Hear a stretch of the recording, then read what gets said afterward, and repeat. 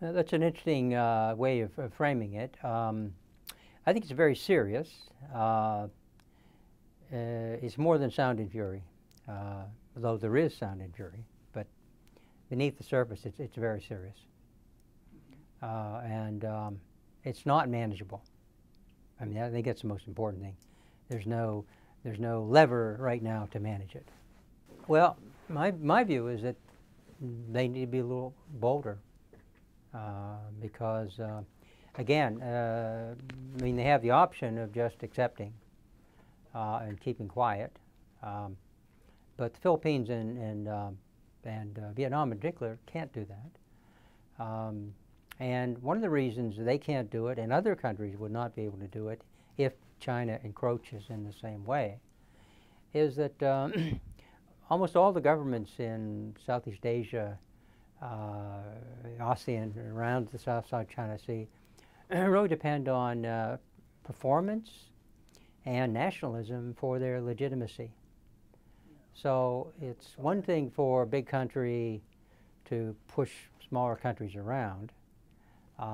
Vietnam cannot remove the drilling rig. They can't even get close to it because of the 100 or so ships encircling it. But at the same time, the government can't allow them to, they can't back down because the government would be greatly endangered if they were. And I think this is something that maybe China's leaders haven't given enough thought to. That is that if you put pressure on a country and if yielding to pressure means a nationalistic reaction in the public and the government falls, that's not going to be the answer. That's not going to get China where it wants to go. Now, it can, whatever instability would occur in either government maybe would not affect China's ability to drill for oil, do test for oil and gas, etc. But in terms of regional relations, regional peace and stability, it's incompatible. Because even if you could say that under international law that China had a case for sovereignty in some of these issues, the fact is that the mere settling them by force, or the intimidation and the threat of force, that's bullying. There's no other word for it. And I think in order to look at it from the perspective of China's leaders and other parts of the party and the bureaucratic apparatus, they have a kind of blinders on. That is that they're persuaded that China has this historical claim, that China faced 100 years of being humiliated by the Western powers in Japan, and now China's to regain what it says that it owned in the past, or what was it part of a greater China. But the fact is that history doesn't count under current international law. And occupation is the requirement to demonstrate sovereignty. You have to occupy it, and it has to be recognized by other countries. And the fact is that if you look at,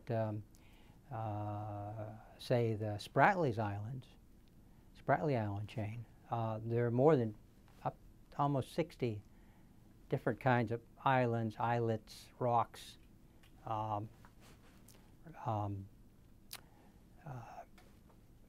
reefs, shoals, and of those, Vietnam has the biggest number, about half of them, and they in some way occupy or administer. Malaysia has a dozen maybe, and some of them have airfields that they build on them. In many cases,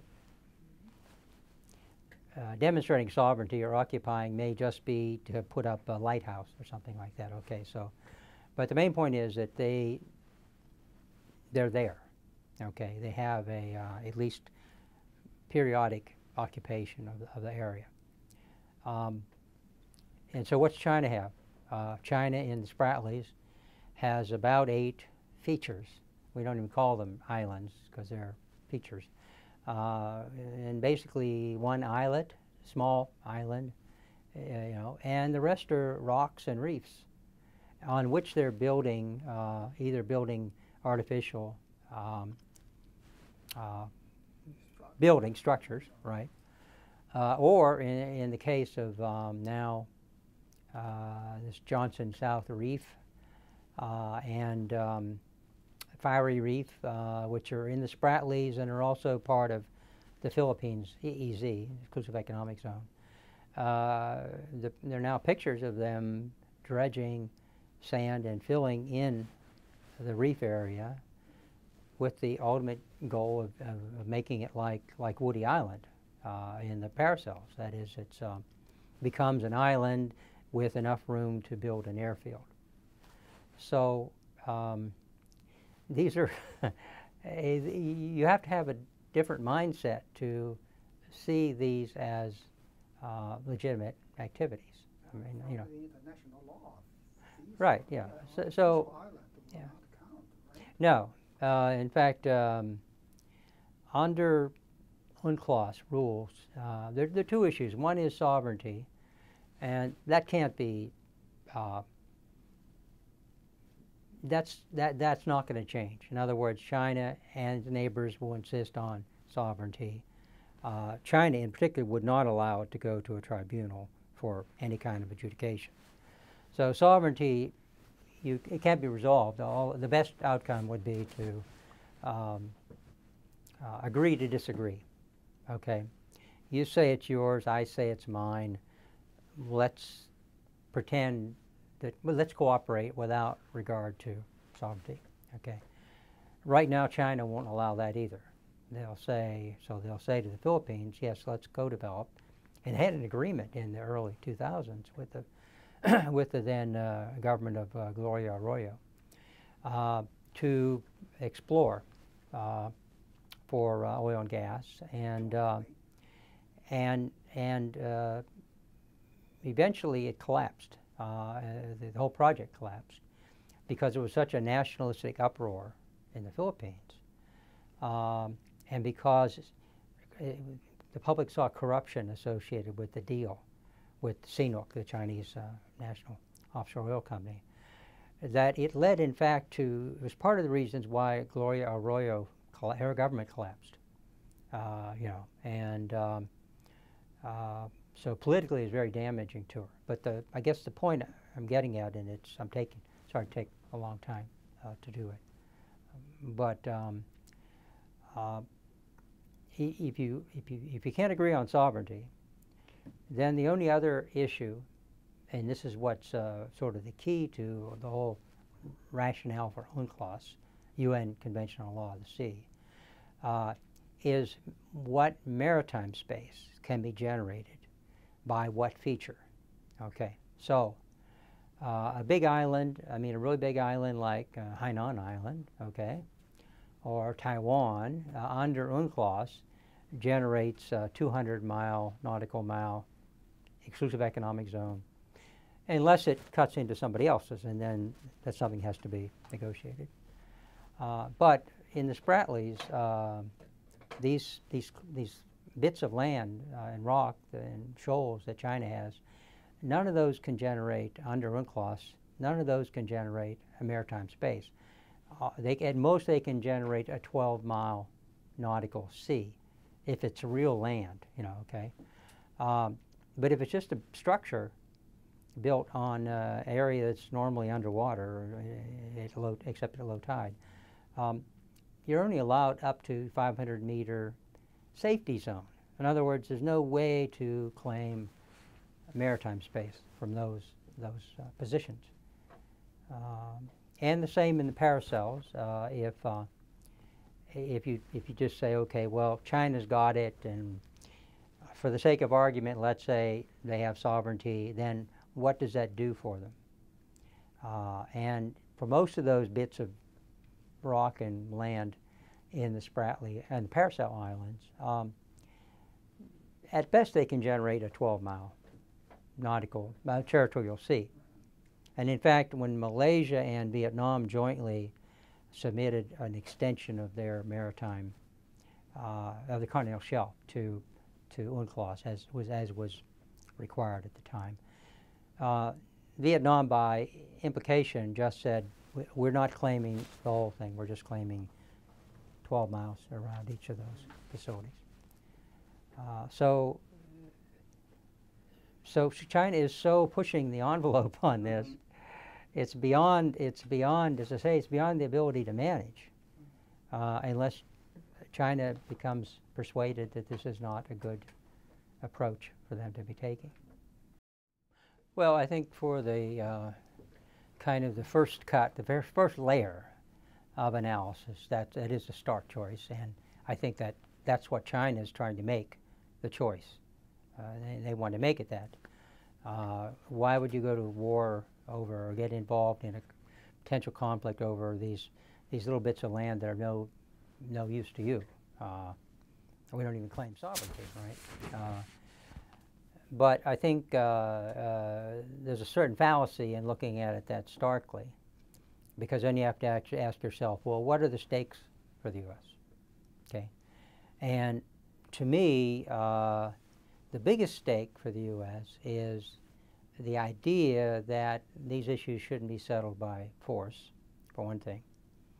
And the other is that for us, international norms, the rule of law, maritime law, norms of behavior are extremely important. I mean, that's what China is trying to change with the U.S. They are trying to make the South China Sea and much of Southeast Asia their sphere of influence, over which they exercise hegemony. And I know that's a controversial word sometimes, but they're trying to change things so that within their area of influence or control, different rules apply. And the rules are about power and about maybe bilateral negotiation to get what China wants without an actual conflict. So maybe with the Philippines or Vietnam, at some point they may say, okay, well, let's do a bilateral deal. They've offered to do a bilateral deal. And it may even be relatively favorable economically, but it still involves China insisting that they have sovereignty. And so, again, for us, if you look at the world and look at the Asia Pacific and say, what is a big contest? Well, it's between China and the U.S. in terms of their influence, right? And so long as China is trying to physically and otherwise displace the U.S. and displace the rules-based international system, we have a problem. Now, that is a very important issue for us. Now, that doesn't mean that we want to get involved with every quarrel between China and a neighbor, even an ally. But at the same time, if you look at the post-1945 world, it was largely the U.S. and its allies that created the world we live in, whether it's trade, globalization, WTO, peace, it's protected by, largely by U.S. forces, military forces. And I'm not saying we always do the right thing, but nonetheless, that's what China wants to change. And it's not in our interest to change. We are a Pacific power. We are a Pacific nation. And interestingly, I mean, our first engagement with China was as the open door policy, because we weren't a colonial power in China. We had no concessions, right? So we wanted to keep it open. And so starting in the turn of the 19th century, we had good relations with China and the Chinese people. And we had good relations through World War II. And then after World War II, the main point here is not our relations with China, but the fact that all of Asia and in much of the world were transformed into this new system of trade, investment, foreign assistance, development assistance, and stabilizing, military presence. So, it's, if you put it in terms of, are we going to go to war over some rock that's underwater half the time? No. But will we back off and just accept that China now has complete freedom of action? No, we won't do that. Here the question is, you have to step back from the South China Sea itself. And China has to ask the question, and the U.S. has to ask itself the question, what kind of relationship are we going to have into the future? China wants to be a major power. It is a major power already. It may stick to being a regional power because it doesn't like to take responsibility for global matters if it can avoid it. But the main point is, I think the U.S. has several advantages. First, this rule of law, international norms thing, all of the neighbors of China have gravitated towards this position. And they have used UNCLOS to resolve differences, in the Gulf of Thailand, between Thailand and Cambodia. I think Thailand and Malaysia have made deals, etc. So they're used to asking a court to decide on a controversial claim or debated claim. So they've gravitated towards this position that this rule of law is very important. Second, we do have a strong military presence in the region. And we've been careful not to provoke any kind of an incident, but there have been incidents, and they haven't come to actual fire exchanges, but there have been incidents, and we're not going to go away, and I've argued that, I am arguing that the U.S. should beef up its military force, send more ships from the Pacific into the South China Sea area. The whole idea of the rebalance is really about Southeast Asia. We're already strong in East Asia, in Northeast Asia. It's Southeast Asia, which is kind of the soft underbelly, of geopolitics right now in Asia. So we're not going away. We are providing more assistance to regional countries for maritime surveillance in particular, just for them to be out there and know who else is in their EEZ, in their economic zone. But then finally, it's what kind of relationship does China and the United States want to have? And if China wants an adversarial relationship, there are many areas of our relations that we each can hurt each other by not, reaching agreements on, or reaching understanding on how we will play our roles. So again, we have a lot of important interests with China. We're not eager to diminish those in any way, but at the same time, this is a big enough issue that it will affect the future of U.S.-China relations. And so in that sense, China has a choice. China has a choice of deciding what kind of relationship it wants to have with the United States. And I worry that, in fact, China doesn't really understand this. Chinese leaders are so persuaded of their own case. And also they've already created a face that could be lost by backing down. So that's what's worrisome, is that they're creating a inevitability about this, and this is probably the biggest issue, well, in Asia since the Korean War anyway.